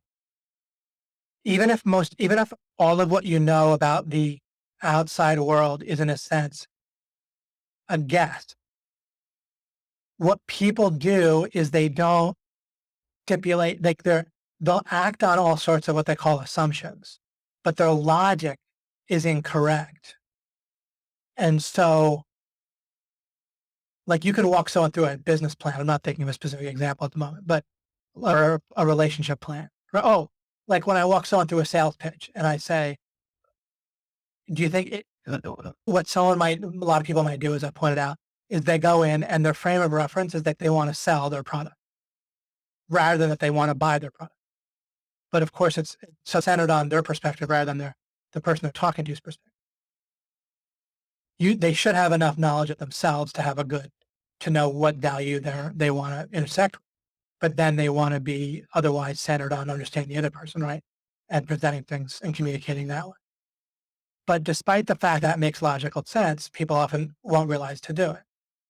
They could figure out the right way to do it all in their head, so to speak. They could know that given the starting assumptions or parameters, that it's better to go about doing something one way rather than the other way. And once you stipulate certain assumptions, they're not assumptions anymore. You take an assumption, you turn it into a stipulation. If you're going to act on that assumption anyway, then you might as well at least have your internal logic correct. So you can know that, and practically speaking, that's incredibly beneficial in real life. So again, people contradict their own assumptions all the time. If you just don't do that, then that's a huge thing. People also mistake their brain's conclusions, which come from their associative process, with actual conclusions that are true, because the brain will make you feel like it's true. And you can know that in the absence of a clear and definite and accurate and certain method of knowing something that's true, you don't know that it's true. That's another example of something that's true. It's not relative. If you see and feel and hear a whole bunch of different things in your consciousness screen, then what you know for sure is that there is a consciousness screen. Right? Whether or not you accurately predict exactly what's going to happen in the external world, or whether what's in your consciousness screen is an accurate representation, whatever that might mean anyway. Oh, accurate representation means that the overlap between the representation, which is inherently an analogy, and the reality or the other thing that you're representing, if the overlap gets you over the threshold, right? If it's useful in that way for your purposes. So I forgot where I was going with that. But anyway, that gives you a little bit of an answer that I think could be relevant for everyone. And I'll likely take a look at that post. George says, with the help of your very valuable webbies and the other OMG coaches training, I'm working on getting on the fat path towards growing my business and firing my boss. Thanks again. You're very welcome, George. Look forward to hearing about that. Alan says, the removing failure conditions way has been useful and easy for me to apply in heaps of little ways since you raised it. Thanks, David. Excited to hear. Thanks again. Super. And the good thing about applying it in heaps of little ways, I'm sure you mean this, is that they add up and you get practice with the fundamental meta idea of removing failure conditions, so that when important things come up and you're designing an overall business strategy, then you'll use it as well. You'll be practiced with the meta idea, which will apply to everything. And I think I'll end this after this discussion. I thought that might be the case, and I'll do the next slide in the next webinar. Fletch says, thank you, David. I understand my screen much better now, or the concept, right, of your screen better now. I also notice and can sort out what I'm experiencing and doing much more consistently and quickly now. Starting to, and you're probably what you're doing is you're starting to, and enlightenment basically consists in practice, has to consist of two things. One is the realization of the distinction between a feeling of a conclusion and the actual truth, the conclusion is truth, right? The feeling that a person is a jerk for cutting you off and understanding that conclusion may or may not, like that conclusion is just from a somewhat arbitrary or in one type of fully arbitrary associative process. And that's not true inherently. It's not true just because it feels true.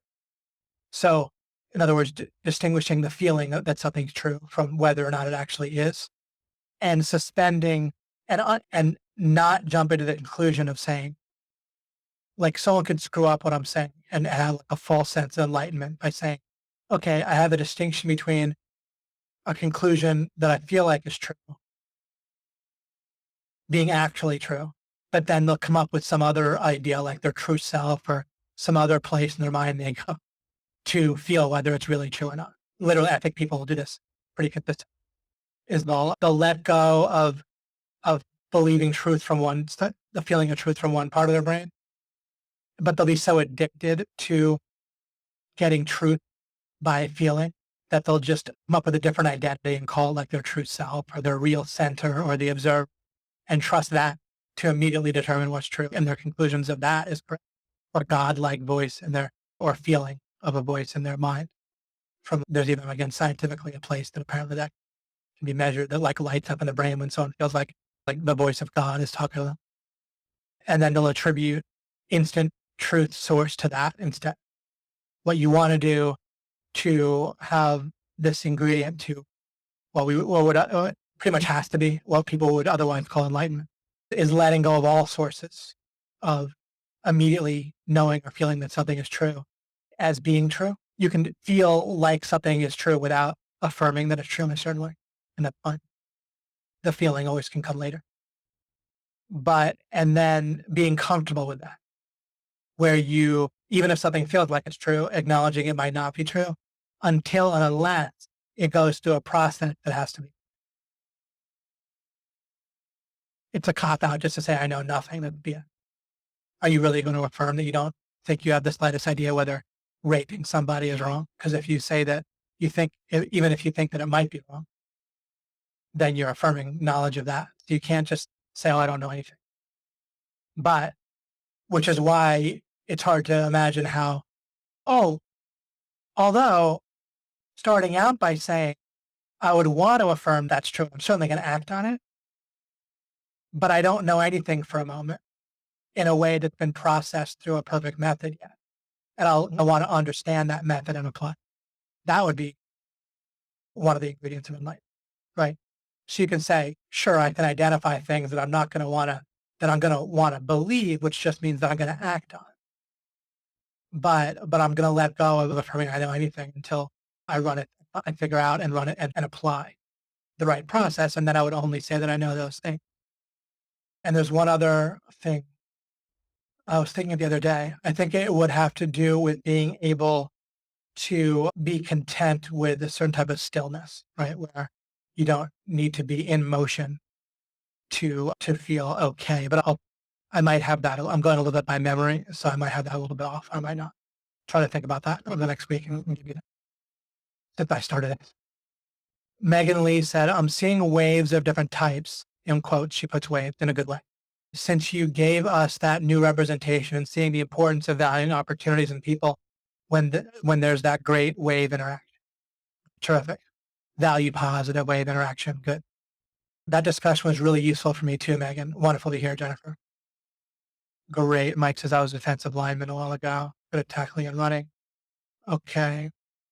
Faye says, I'm sad I missed the beginning. Been waiting for this. It's all good. I'll have the replay available soon.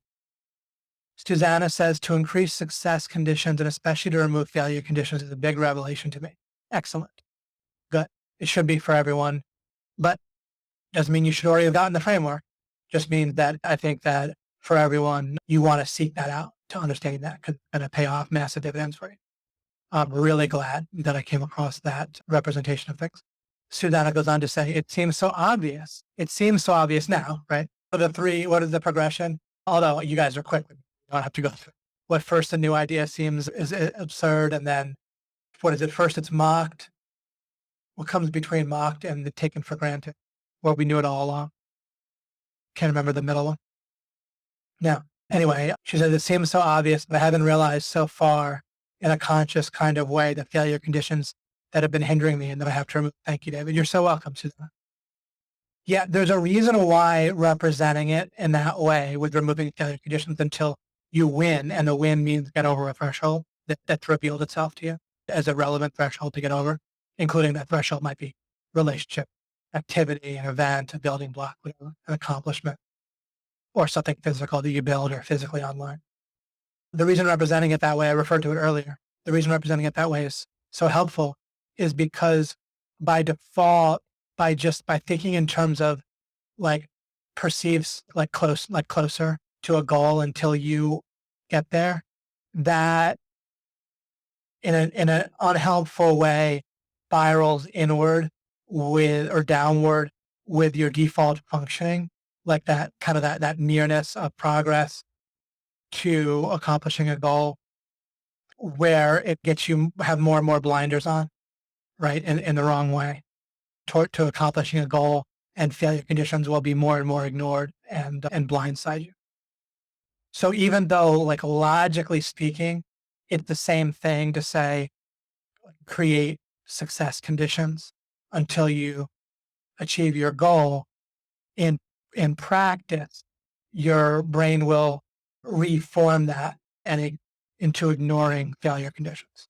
So you have to focus on understanding and removing failure conditions, because your brain will automatically go after success conditions, improvement, or obvious like advantage or opportunity things. It won't marginalize opportunities by default.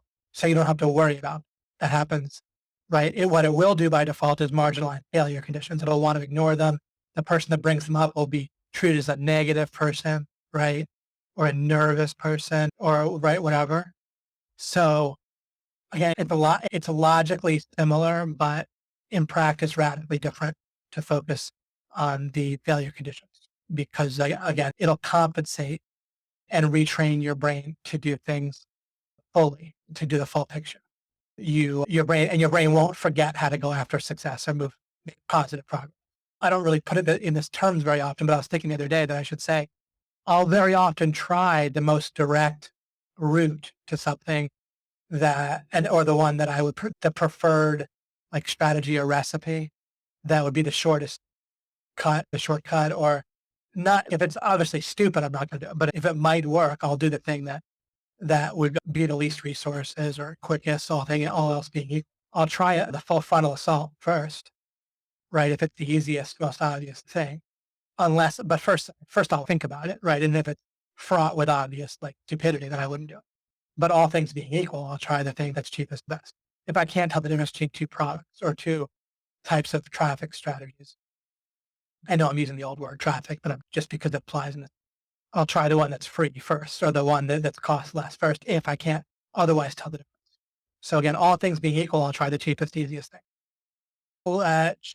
Because if that works, then great. Turns out to be the right thing. If you try the more expensive thing first, then you'll have to still try the cheaper thing to see if that one works. Because if they both work, then you want the cheaper one. Fletch said, and if they're mutually exclusive choices, then you do the cheaper one first anyway, because then if that one works, right? Let's say there's two choices that have a 50-50 chance of working. One's cheaper, one's more expensive. You pick the cheaper one first, because then if that worked, you spent less. Think about it, right? You'll always spend more money, right? If you iterate that, if you do the more expensive solution first, if otherwise you can't tell the difference in it. So from your perspective, the 50-50 chance of working. Then if you pick the most expensive one first, then you'll always spend more money, right? On average. If you do repeated trials of that same thing. Just simple logic there. Fletch said, I wrote this up over the last few months and posted it earlier today. I don't want to try to hijack the thread at all. You're always welcome to hijack the thread. But I would like to spur people to do their own work with the material I also realized I'm a totally different delivery than David. But for people who are sorting things out, oh yeah, Fletch like constantly is applying and looking at the stuff I'm talking about from his angle and applying it, of course, to direct OMG stuff. So if anyone hasn't been paying attention to his webinar, man, it's awesome. They're terrific and hugely helpful in related to my stuff as well. And of course, in and of themselves, they're useful. And his quality site-based series is just terrifically innovative too for for OMGers and for ranking. But then he goes on to say, but for people who are sorting things out, this is the type of thing I'm creating for myself. I have a lot to clean up still, but I don't see things getting perfect before I start publishing. Yeah, that's how it was for me. Remember, I began this, my overall brand name for the teaching at this point is Law of Application. I might change that in the future, but I started that in 2012, right? In November at OMG Live in 2000. Was it 2012? No, 2013, I believe was the beginning. 2013. Yeah, 2013. About a year and change after OMG started, which is actually was a long time, right? For OMG started. A year and change feels like a lot when you're starting a business. And I just kept going, but you got to get the ball rolling. Terrific. And anyway, now it's 2018, technically now. Ragnarok was the end of 2017. So that was 4 years later, end of 2013 to the end of 2017, until I came up with a particularly good way of representing things that I like now. Although lots of useful stuff and would help you build the overall framework and stuff from the beginning. Great. So terrific. You can check that out and I'll check that out too, Fletch. And I love how you reflect on, tackle the stuff from your own angle. That's how I want things to be. I better check down in a few minutes. I need to check on if my wife changed her flight to an earlier time and then to pick her up. But Mike says, David helped me represent traffic and conversion as relationship and decision for weeks, and it's been very helpful. Yeah, I've been talking this through with Mike for a few weeks, and he found it very helpful, and I found it very helpful as well. Much better model and all the decisions that flow from it naturally. The great thing about a good model and a good representation is that it, in an automated or semi-automated way, just gives off great fruit to make things better. It's like a factory, like a mental model is almost like a factory or a place you go to interact with. That it's like a factory that you have to go and work a little bit, but you go and interact with it and it produces a better widget. So I'm always working on getting my mental models more helpful, that produce better widgets with the same inputs, effort on my part. Being a gamer is something I can relate. Awesome, Bryce, love it. We're all about gamers here. Mike says it was shocking when David figured out the relationship paradigm to see his results. Oh, when I refer to that, yeah, about 15 years ago. To see his results seemingly instantly skyrocket and the sustainability is undeniable. Yeah, I just all clicked for me. And then once it mostly clicked with business, and then I did the StomperNet launch, and then everything clicked, and I understood how it all worked. Pretty much, not all the details, but the framework just fully clicked into place.